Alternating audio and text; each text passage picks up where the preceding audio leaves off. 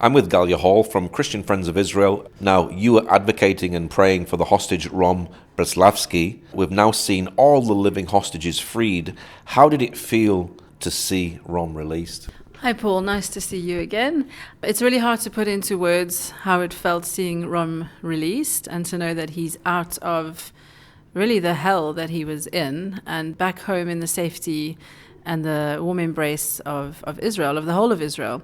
And yeah, at CFI, we, faithfully, we're praying all the time for all the hostages, and we continue to pray for the 4 remaining deceased hostages, that they would come home, their families would get closure and be able to give them dignified burials. So it's not over yet. They still remain innocent civilians trapped in Gaza, in the tunnels. We don't know where they are, but we need to continue to pray until all of them are home. But yeah, we prayed for all the hostages, but we had a special connection with the family of Rom Breslavsky, and our CFI team every Friday would wear their Bring Rom Home t-shirts and pray specifically for Rom. And it was a real honor for us to come alongside Rom's family, even in just a small way. So when Rom was released, like I say, very difficult to put into words. The emotions were through the roof. There were tears of joy. There was singing, dancing, jumping, hugging, crying, clapping, giving thanks to God. First and foremost, just giving all thanks to God for rescuing Rom out of that miry, awful pit that he was in and setting his feet back on the soil of Israel. You made a special video as well, didn't you, taking off the t-shirts because you didn't need them anymore because he was home. Was this an answer to prayer? It was 100% an answer to prayer. And, Rom's mother knows that. Rom's mother, Tammy, is a person who has gone on record as saying how much she believes in the power of prayer. And she's called on people through her interviews to pray. And of course, this was an answer to prayer, and we really do give thanks to God. And yeah, when Rom was released, we made a fun video where we just ripped off those Bring Rom Home t-shirts, threw them away, and just rejoiced. How was he kept in Gaza, and what conditions did he face? Well, I'm sure you saw the interview that Rom was brave enough to do just a few days ago. Very difficult to talk about it, of course. I mean, we had 2 videos were released when Rom was in captivity. And I think the last one that was released really shocked the nation. I mean, shocked any human being really who saw the dire conditions that he was in. We know that Rom was held by Palestinian Islamic Jihad, and it seems that he was kept in torturous conditions.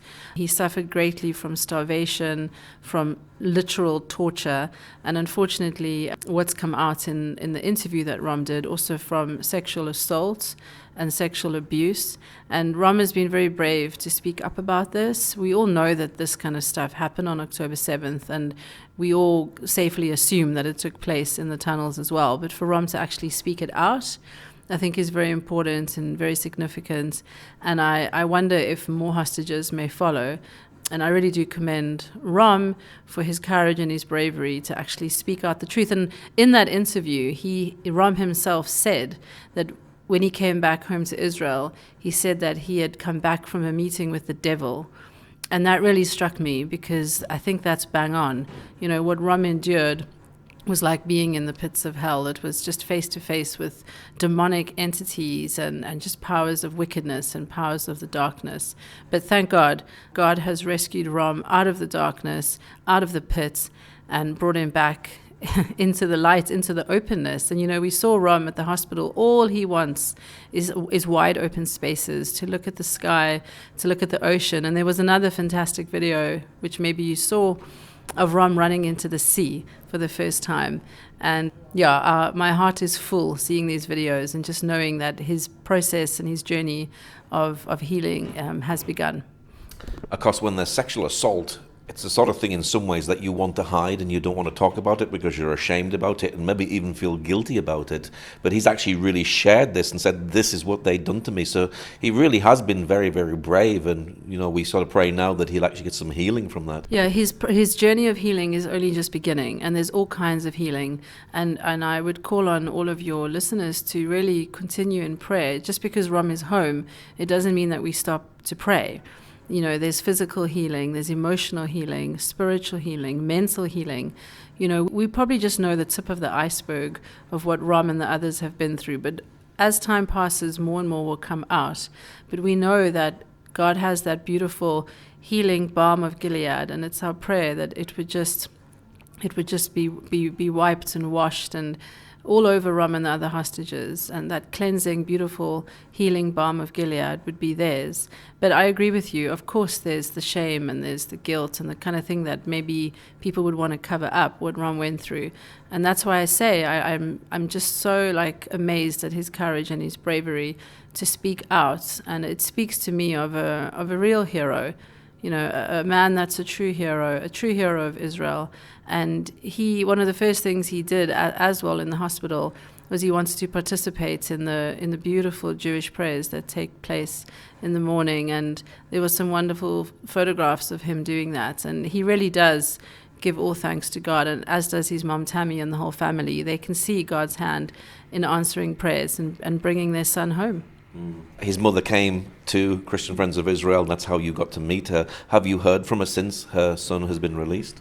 Yes, it was such a privilege to meet Tammy a year and a half ago, and to get to know her and to be involved with Rom's brothers and family just a little bit. We have a lot of love for Rom's family and a lot of respect for them. Yes, I have heard from Tammy. I've been in touch with her on a few occasions since Rom's release. Of course, I wanted to just run over to her house and give her the biggest hug. But at CFI, we here to build relationships with people. And part of a good relationship is also knowing, when to speak and when to be silent, and how to respect people's privacy and dignity as well. And the last thing that we wanted to do was kind of impose ourselves on Rom's family. This is a private time for them. It's a time when they need to huddle together. They need to reconnect with each other. I mean, this is not the same Rom that they lost over 2 years ago. This is a different human being that's come back. They need to relearn each other, reconnect with each other, and it takes time. So yes, I have been in touch with Tammy. She has sent me a few messages where she's expressed to me her gratitude to God for bringing Rom home. She's thanked me, she's thanked CFI for all of our prayers, for all of our support, the way we stood alongside her and the family. She used the words that our friendship and our support was like a warm embrace all the time that Rom was kidnapped, and it really meant a lot to her. She also sent me a message. CFI recently had a special week of celebrations and events as we mark 40 years here in Israel. And Rom's mother sent a special message for that occasion, just congratulating us for all that we do for Israel and the Jewish people, but particularly over the last 2 years. But I think what touched me the most was her choice of words, where she described and defined her friendship with those of us here at CFI as a warm embrace. Moving forward, of course, we continue to be in touch. I've made sure that Tammy knows if there's anything the family needs or Rom needs, that CFI is here ready to help. But right now, we just feel that they need their space, they need their privacy, and we want to respect that. So Tammy knows that we're here. We continue to pray and support them in whatever ways we can. She must be so happy after 2 years of her going through hell and torture, as well as her son going through the hell and torture. Yes, you're right. When I first met Tammy, when she knocked at the door of CFI and I sat down with her, I felt like I was looking at a zombie. I met a woman that she couldn't sleep, she couldn't think, she couldn't eat, she couldn't drink, she couldn't do anything. She was just consumed with agony and with trauma. And in a way, she herself was held hostage by the pain and the not knowing about what was happening to her son. So it's like seeing Rom come back to life. It's also seeing Tammy come back to life. Just the look in her eyes is different. And she herself has her own journey of healing to go through as well. The whole family needs time, needs to heal, and needs to grow again and be joined again. And that's another thing Tammy said in one of her messages, something about how now that Rom is home, that Rom and the whole family can start to come back to life. And this is our prayer for them, that they would have life and life more abundantly. Of course, you haven't met Rom, but you must be looking forward to a day in the future, once the healing process has begun and everything, to meet him in person and say, we were praying for you, we were so encouraging for you. Yeah, absolutely. Definitely want to meet Rom. I want to give him the biggest hug ever, and so does everybody at CFI, and so do my children. They keep asking me, when can we go and see Rom? When can we go and see Rom? But like I said before, and I really do mean it, I just don't feel that that's the time for that. That's not our role, to kind of push ourselves onto this family. now the time now is to give them space and to respect their privacy. Tammy knows we're here. Tammy and I, Rom's mother, we WhatsApp each other. We're in touch. And when God says it's the right time, then we'll have the opportunity to meet Rom. But for now, we are just filled with joy to overflowing, just thinking of that family together again. And now you've just recently been touring in the UK. What have you been doing there? So yeah, we spent some time in England and also in Scotland, speaking on behalf of Christian Friends of Israel. So we were very encouraged at the different places where we spoke. We were able to share about not just what CFI has been doing since October 7th, 2023, which of course we've been doing a lot. We've been very, very busy in our war relief efforts.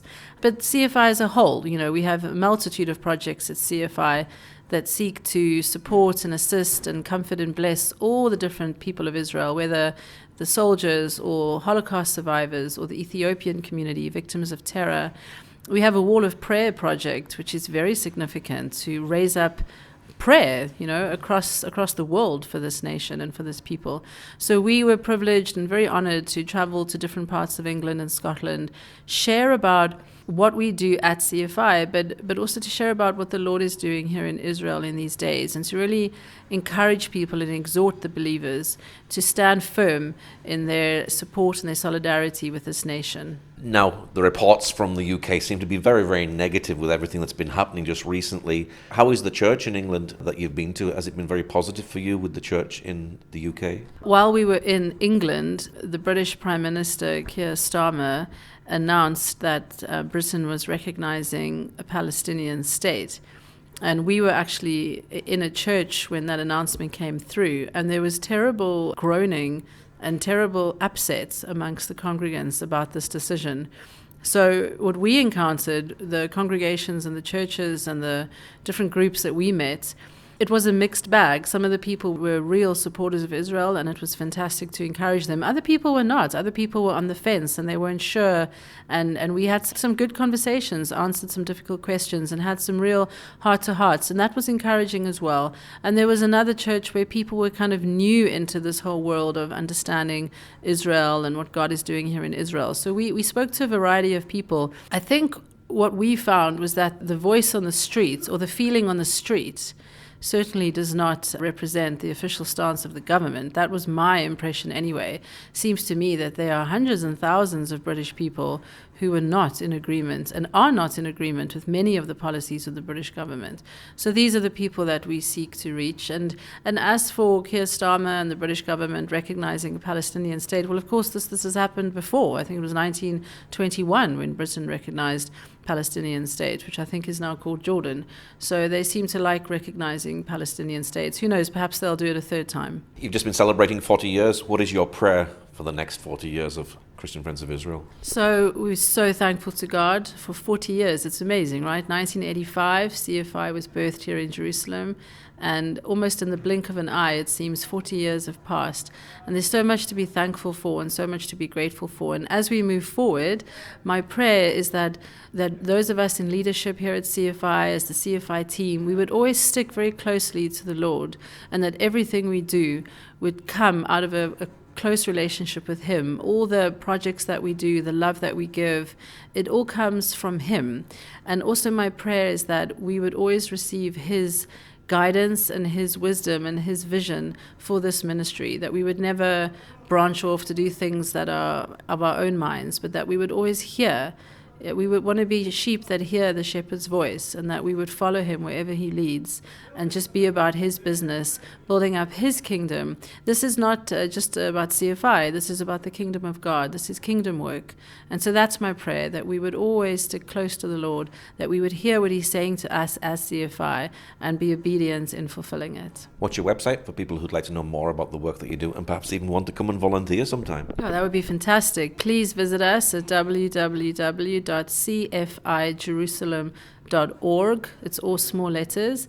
And you can also find us on Facebook, Christian Friends of Israel Jerusalem, on Instagram, on X, and we have a YouTube channel as well, CFI Jerusalem. So please check out all of our social media, and you can see all the different things that we're up to and get in touch if you'd like to volunteer or just come and visit us. We'd love to see you. Well, Galya, thank you for sharing today. Thank you, Paul.